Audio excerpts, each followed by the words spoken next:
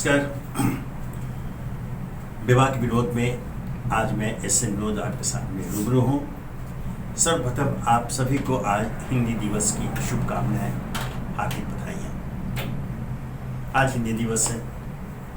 जैसा कि आपको मालूम है, आज से 73 वर्ष पूर्व संविधान सभा ने हिंदी को, ध्यान रखिए, हिंदी को राजभाषा के रूप में स्वीकृति प्रदान की, वो भी एक सीमित वर्षों के लिए। फिर दोहरा दो, हिंदी को राजभाषा के रूप में संविधान ने स्वीकृति प्रदान की थी। राजभाषा अर्थात सरकारी कामकाज की भाषा।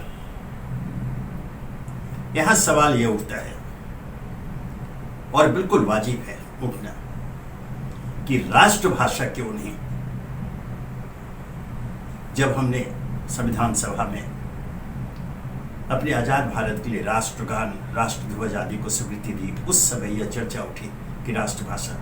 मैं बता दूं, तब एक स्वर से संविधान सभा में हिंदी के पक्ष में स्वर उठे थे, और यह प्रस्ताव, ध्यान रखिए, विडंबना के रूप में यह प्रस्ताव दक्षिण के एक प्रतिनिधि द्वारा आया था कि हिंदी को राष्ट्रभाषा बनाई जाए। कोई विरोध नहीं था। लेकिन तब अचानक उस बीच से हिंदी भाषी कुछ सदस्यों ने यह सवाल खड़ा कर दिया कि कौन सी हिंदी। पंडित जवाहरलाल नेहरू ने कहा कि वही हिंदुस्तानी, जो आम हिंदुस्तानी हम आप बोलते हैं। लेकिन विरोध हुआ किसकी तरफ से? हिंदी के विद्वान सदस्यों की तरफ से। उनका था कि नहीं, यह जो संस्कृत निष्ठ हमारी हिंदी है वो। बहस हुई, मामला खटाई में पड़ गया, और एक बीच का रास्ता निकलते हुए राष्ट्रभाषा को बाजू में रख दिया गया, और इसे राजभाषा के रूप में, अर्थात सरकारी कामकाज की भाषा के रूप में स्वीकृति मिली। उसमें यह शर्त लगा कि 15 वर्षों के लिए, और इस बीच में ऐसे प्रयास किए जाएंगे ताकि 15 वर्षों के बाद इसे राष्ट्रभाषा का दर्जा मिल जाए। यह संविधान सभा में हुआ था 14 सितंबर के थे, तो हम आज हिंदी दिवस मनाते हैं। लेकिन ध्यान रखिए, जो सवाल, जो अहम सवाल है वही कि आज इतने वर्ष हो गए, आजादी के 7 दशक के बाद भी आजाद भारत को, स्वतंत्र भारत को राष्ट्रभाषा के रूप में कोई भी भाषा उपलब्ध नहीं है। हिंदी राष्ट्रभाषा नहीं है। अब आप पूछ सकते हैं कि वो जो 15 वर्षों की अवधि थी उसमें क्या हुआ। बता दूं मैं, 15 वर्षों के बाद जब यह मामला संसद में फिर आया, इस पर आया, तो उसमें दक्षिण से विरोध हो गया। विरोध इतना प्रबल था कि फिर वो मामला खटाई में पड़ गया, और वो राजभाषा ही, वो राष्ट्रभाषा नहीं बन पाई, हिंदी नहीं बन पाई। हुआ कि राजभाषा के रूप में चलती रहेगी। और उस समय यह था कि जब तक इसका पूरा प्रचार प्रसार नहीं होता, लोग स्वीकार नहीं करते, तब तक नहीं होगी।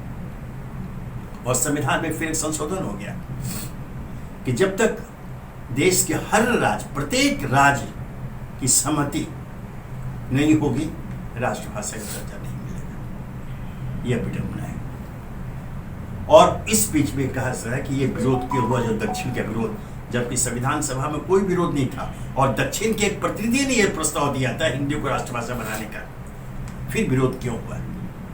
एक प्रसंग मुझे याद है।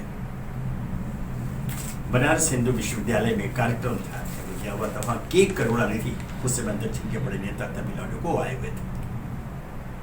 उन्होंने जो वहां संबोधन किया बीएचयू में, बनारस हिंदू विश्वविद्यालय में, वो हिंदी में किया, और बड़ी अच्छी हिंदी में किया। वो जब मंच से उतरे तो मैंने ही उनसे पूछा था कि आप तो इतनी अच्छी हिंदी बोलते हैं, फिर हिंदी का विरोध क्यों? एक शब्द का जवाब, पॉलिटिक्स, राजनीति। राजनीति बस वो विरोध हुआ। इसका समाधान निकालने में सारे सत्ताधारी विफल रहे, सारे राजदल विफल रहे। आखिर ऐसा क्यों? मैं बता दूं, आज भी संयुक्त राष्ट्र ने हिंदी को मान्यता प्रदान नहीं की है। जबकि छोटे छोटे जो देश है उनकी जो भाषा है उसे मान्यता प्रदान है। क्यों? क्योंकि यह हमारी राष्ट्रभाषा नहीं है।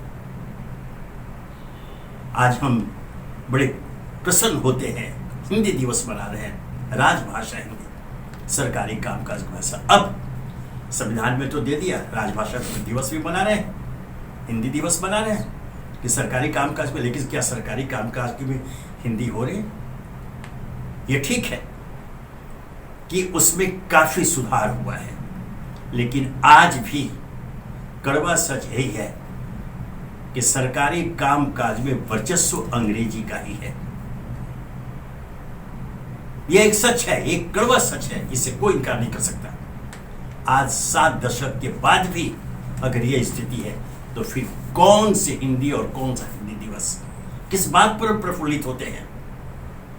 पिछली जो 2011 की जनगणना को देख ले तो लगभग 53 करोड़ लोग भारत के, उनकी प्रथम भाषा हिंदी को प्रथम भाषा बनाए। और जो खबर है, जो ताजा जानकारी के अनुसार पिछले 1 दशक में उसमें काफी वृद्धि हुई है, लगभग 8 करोड़ की वृद्धि भी हुई है। वैसी हालत में अगर हिंदी को राष्ट्रभाषा का दर्जा नहीं मिलता है तो यह शर्मनाक है।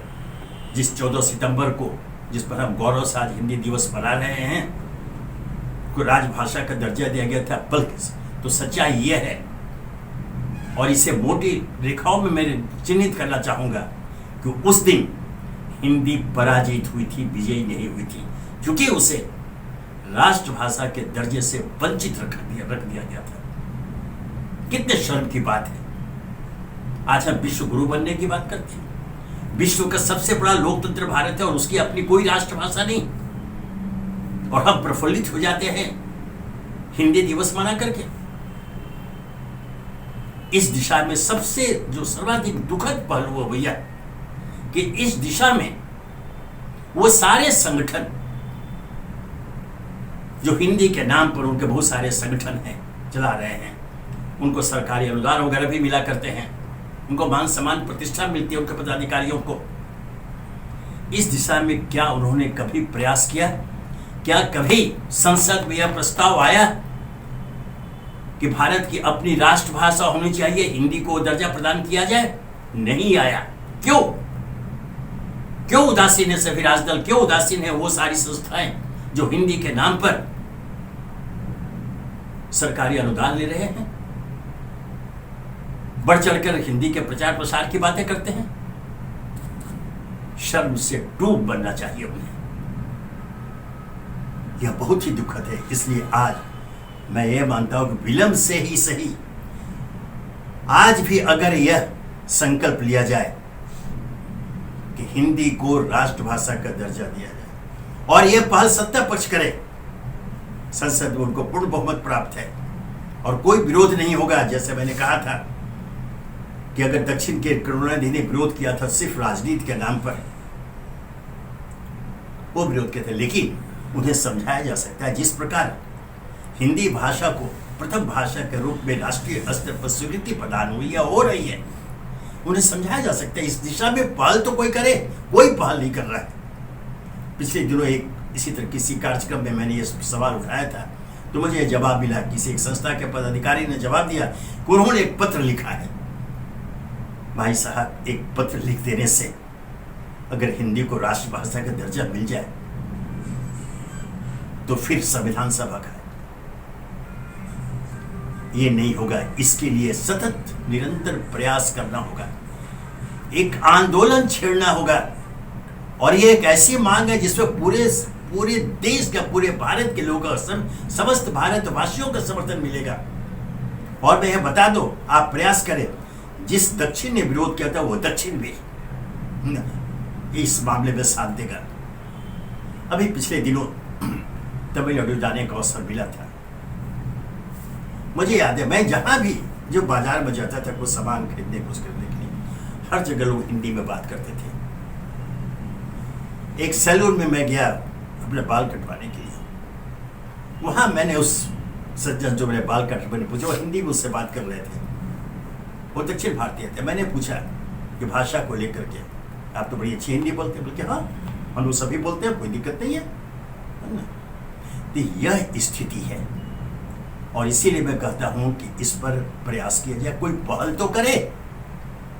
ये शर्मनाक, क्या आपको शर्मनाक नहीं लगती कि आज भारत के पास उसकी अपनी राष्ट्रभाषा नहीं है और हम हिंदी दिवस मना रहे हैं, बड़े खुश हो रहे हैं। आज तो संकल्प लो कि हिंदी को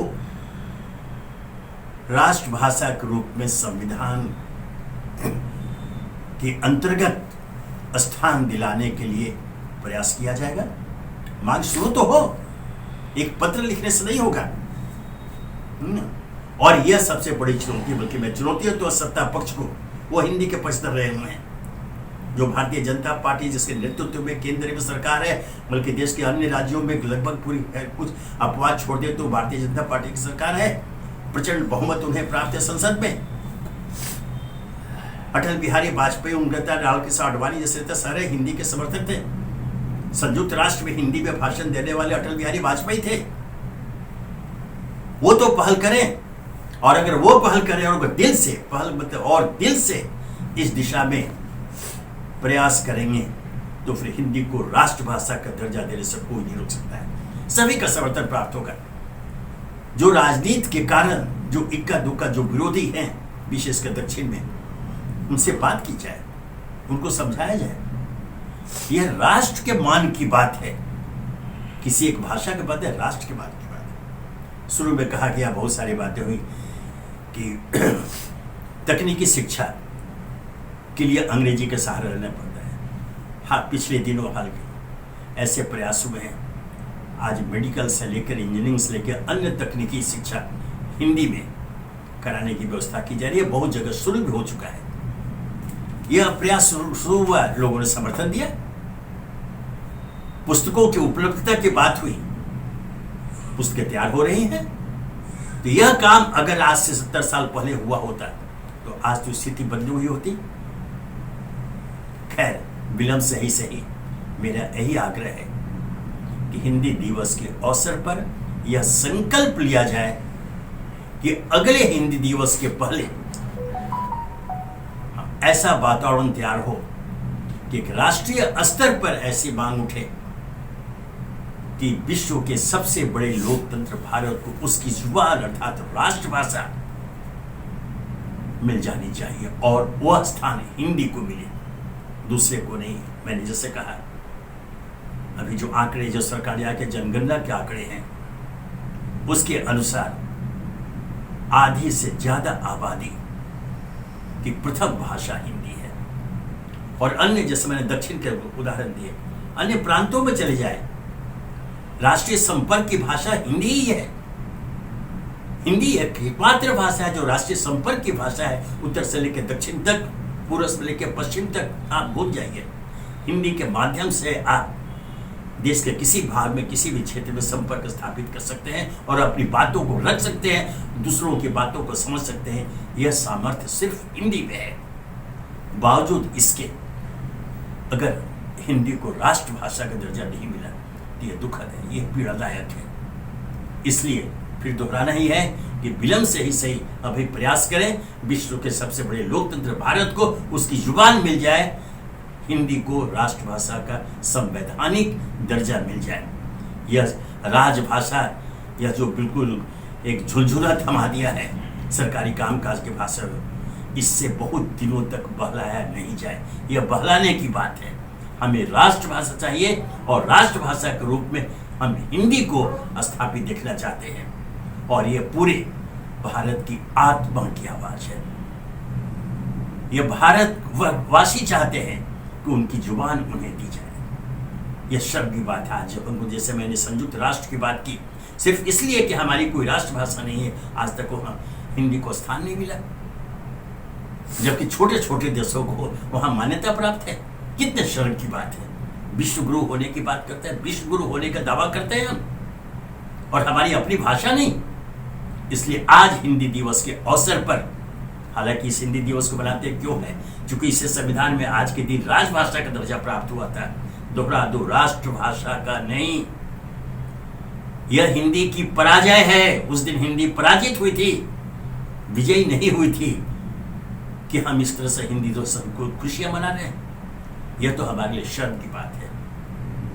इसलिए फिर दोहरा दूं, विलंब से ही सही इस दिशा में सही कदम उठाया जाए, ताकि जितनी जल्दी से जल्दी हो सके, बल्कि मैं चाहूंगा कि अगले हिंदी दिवस के पूर्व भारत को उसकी राष्ट्रभाषा मिल जाए और हिंदी को उसका दर्जा दिया जाए।